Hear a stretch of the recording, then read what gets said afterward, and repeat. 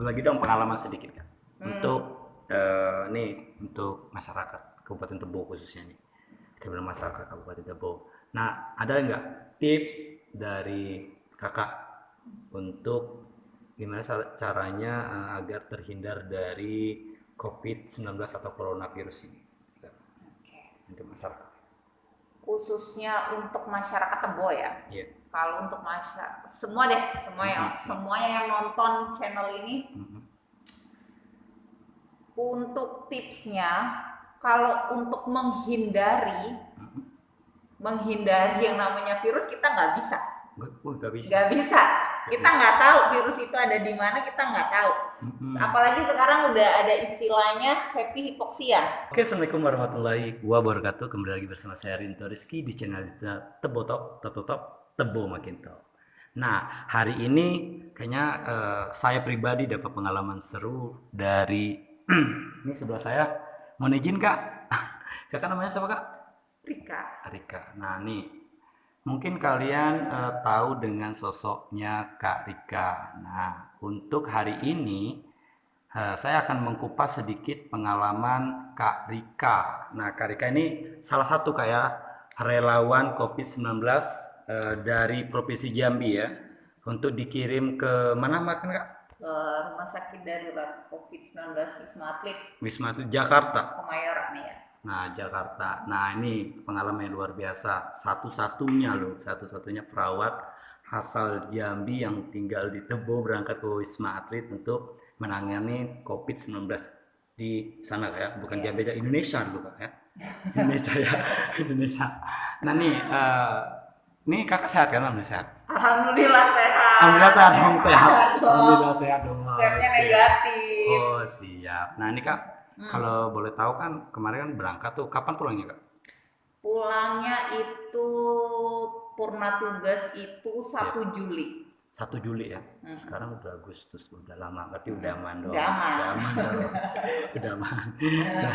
Nah, ini Kak, saya mau nanya kupas sedikit tentang pengalaman kakak di saat di Wisma Atlet itu menangani COVID-19 seperti apa? Pengalaman kakak pribadi?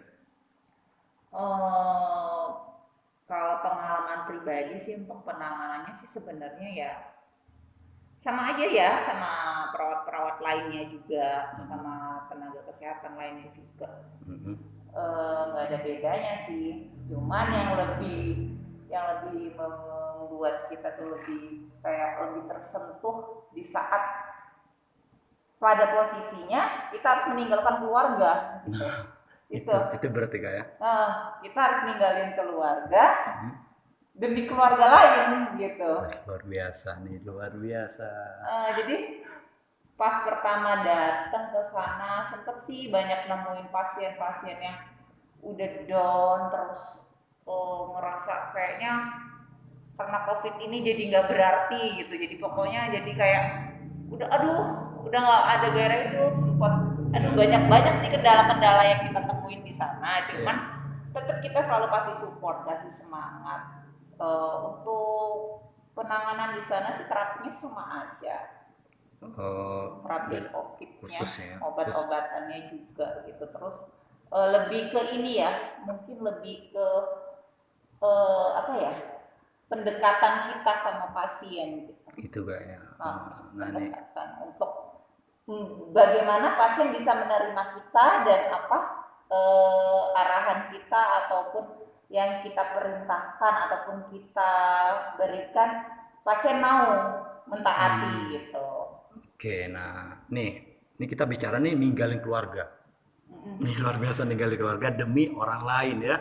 Bahkan ya ibarat tuh gimana ya, kayak sayang diri. Saya mau bilang kayak sayang diri itu ya bela-belain, mohon maaf nih agak sedih sedikit ya. Demi keluarga, ninggalin keluarga gitu. Nah, ini saya mau nanya perasaan keluarga kakak di saat kakak terpilih nih, salah satu terpilih untuk jadi relawan itu seperti apa? Perasaan keluarga?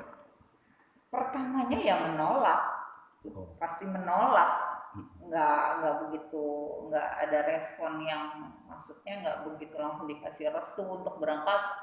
boleh gitu. Enggak, banyak sekali apa, aduh, perdebatan-perdebatan gitu, banyak sekali harus yang memberi pemahaman, pengertian gitu. Karena awalnya pun saya tuh penasaran, COVID ini apa sih gitu. Oh, gitu ya. Awalnya tuh karena penasaran itu tadi, Mm-mm. kenapa kok kita harus di lockdown gitu Iya, kan? iya di Kita rumah aja. harus di rumah Iya, aja tuh kenapa, ada apa heeh. gitu. Iya. Sedangkan profesi saya seharusnya ada di situ gitu. Mm-mm. Kenapa kok saya sering melihat teman sejawat banyak yang gugur ya kan, Oh iya iya. terus banyak tenaga kesehatan yang merasakan kelelahan mungkin karena banyaknya pasien itu tadi, sedangkan saya kok hanya berdiam diri di rumah gitu, Oh. Mm-mm. nggak ada apa ya, nggak ada inisiatif apa untuk membantu mereka. Makanya saya awalnya iseng-iseng aja sih, iseng-iseng isi Mm-mm. link gitu, Mm-mm. awalnya iseng-iseng isi link, ternyata dapat panggilan dan direspon baik oleh Kementerian Kesehatan ya kan. Kemenkes langsung kan? Langsung Kemenkes dan keluar pula itu apa SK kerjanya kan, Mm-mm. surat kerjanya itu. Jadi ya udah, masih berpikir-pikir, masih masih dari yang tanggal aturannya tanggal Mm-mm. 1 saya berangkat, diundur tanggal 2, diundur tanggal 2, sampai ujungnya tanggal 4 berangkat. Tanggal 4 apa? April. April ya? Nah, Berarti berapa bulan tuh di sana tuh? 3 bulan. 3 bulan ninggalin keluarga. 3 bulan. Jadi awalnya tuh karena sebulan gitu kan, Mm-mm. 1 bulan, tapi ternyata sampai di sana Mm-mm. kita PSBB ya kan, Iya PSBB. PSBB, jadi nggak bisa balik gitu ke apa, Jambi. ke Jambi. Ya. Dan saya, daripada saya Mm. cuman diem-diem aja di sana, ya udah saya lanjutin untuk perpanjangan tugas gitu. Mm-mm. Nah, nih bisa dong ceritakan kepada kita nih penanganan COVID-19 di Wisma Atlet itu gimana Kak? Tegang atau gimana suasana itu? Oh enggak, Gue. penanganan khusus tim saya ya, Iya. khusus tim saya Mm-mm. penanganan COVID di sana. Dan saya rasa semua tim yang ada di rumah sakit darurat COVID-19 di Wisma Atlet sana itu nggak ada yang tegang-tegang, itu nggak ada. Nah, ini kan Kak, kita tahu nih yang seorang perawat lakukan dan perawat rasakan seperti apa sih menangani kasus pasien positif corona di sana di Wisma Atlet itu seperti apa Kak? Perasaan Kakak nih? Perasaan, Hah, kalau untuk awal-awal sih nggak ada perasaan cemas ataupun perasaan takut, itu bener-bener nggak ada. pasal dong. Jadi memang ya, kita kan datang ke situ memang kita yang harus jadi garda terdepan, dan kita memang harus komunikasi sama mereka gitu kan. Memang sih kami meminimalisir untuk bertatap langsung dengan pasien, tapi nggak mungkin dong ngambil darah pakai via WA. Oh iya, iya. Karena di sana sistemnya gini, jadi nomor-nomor pasien di kamar itu kita buat grup gitu. Kebetulan saya di lantai 5 itu, lantai 5 waktu itu pertama kali itu pasiennya itu sekitar 68 orang. 60? 68 orang dan 2 perawat. Cuma 2 perawat? 2 perawat. Nangani kasus posisi 68 orang? Iya, 8 orang. Luar biasa. Itu masih baru-baru ya, masih baru-barunya, belum. Sekarang kan Wisma Atlet kan udah, wah, rumah sakitnya udah mewah banget kan. Iya. Kalau kami memang yang awal-awalnya tuh rumput-rumput aja tuh, aduh. Iya. Kalau tuh sekarang udah Sekarang udah rata batako semua. takut. Oke. Nah nih kita berbagi dong pengalaman sedikit kan. Untuk nih untuk masyarakat Kabupaten Tebo khususnya nih. Kita bilang masyarakat Kabupaten Tebo. Nah, ada nggak tips dari kakak untuk gimana caranya agar terhindar dari COVID-19 atau coronavirus ini? Untuk masyarakat. Khususnya untuk masyarakat Tebo ya. Iya. Kalau untuk masyarakat semua deh, semuanya yang nonton channel ini, untuk tipsnya, kalau untuk menghindari menghindari yang namanya virus kita nggak bisa. Nggak bisa. Nggak bisa. Kita nggak tahu virus itu ada di mana, kita nggak tahu. Apalagi sekarang udah ada istilahnya happy hipoksia. Nah, apalagi itu Kak? Tuh, virus ini sebelumnya menghebohkan kita kan, menghebohkan kita seolah-olah jadi momok buat kita gitu. Dan sekarang membingungkan kita, bahkan membingungkan kedokteran. Loh, kok gitu ya?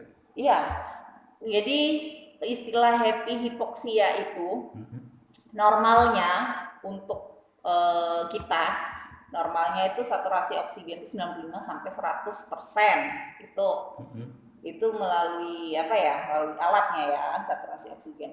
Tapi tiba-tiba ini dalam keadaan 50%, pasien itu masih dalam keadaan yang aman-aman saja, tidak menunjukkan tanda-tanda sesak. Gejala-gejala gitu. Nggak ada tadi. Jadi kalau yang awalnya dulu tanpa demam, tanpa batuk, tanpa pilek itu OTG ya kan. Dan sekarang lebih parahnya lagi dengan adanya happy hipoksia itu OTG juga, dan itu benar-benar sangat membingungkan. Jadi kita nggak tahu nih, tiba-tiba pasiennya tahu-tahu udah, karena kan hipoksia pasti bahaya kan, otak kan perlu oksigen. Iya benar. Kalau otak aja nggak bisa, gimana oksigennya nggak sampai ke otak, otomatis udah lah, otaknya nggak dapat suplai oksigen, ya udah tahu kan sendiri. Wallahu alam pokoknya ya kan. Nah, itu yang lebih mengerikan. Makanya happy hipoksia ini kenapa tergolong bisa mematikan, ya itu tadi. Gitu ya. Jadi gejala-gejala yang kayak biasanya kita kan ada tuh batuk segala macam, suhu panas segala macam, badan tuh kan. Kalau itu berarti dadakan gitu ya. Gimana sih? Dan itu tuh nggak bisa terdeteksi kita. Mereka tuh nggak akan sadar bahwa mereka tuh udah kehilangan oksigen gitu. Makanya yang selalu saya sarankan untuk masyarakat nih, OTG ini kita kan nggak tahu siapa-siapa aja. Masker harus wajib. Ya, kalau kita keluar tuh harus wajib pakai masker. Masker. Nah, terus kan masker. Kalau ada face shield nggak apa-apa pakai face shield. Terus kalau penggunaan face shield yang benar ya harus pakai masker, baru pakai face shield. Bukan face shield aja. Terus ini cuci tangan nggak ya? Cuci tangan itu wajib. Kalau keluar kayak itu wajib gitu ya. Wajib cuci tangan gitu. Nah ini untuk kalian pengunci channel YouTube Tebotop, nih makasih banyak Kak, makasih banyak atas waktunya berbagi pengalaman Kakak sebagai seorang relawan COVID-19 di Wisma Atlet satu-satunya di Tebo. Nah ini next konten, mungkin konten keduanya Kak, kita akan kupas lebih jauh lagi dan lebih dalam lagi tentang apa sih coronavirus itu. Terus bagaimana sih cara penanganan menurut Kakak? Itu Kak ya? Oke, untuk kalian jangan lupa di like, comment, share, dan apa Kak? Subscribe channel Tebotop. Nah ini Kak, kita punya jargon. Saya bilang top, kita sama-sama jawab, Tebo makin top. Oke bisa Kak ya? Oke, 1, 2, 3. Top, Tebo makin top.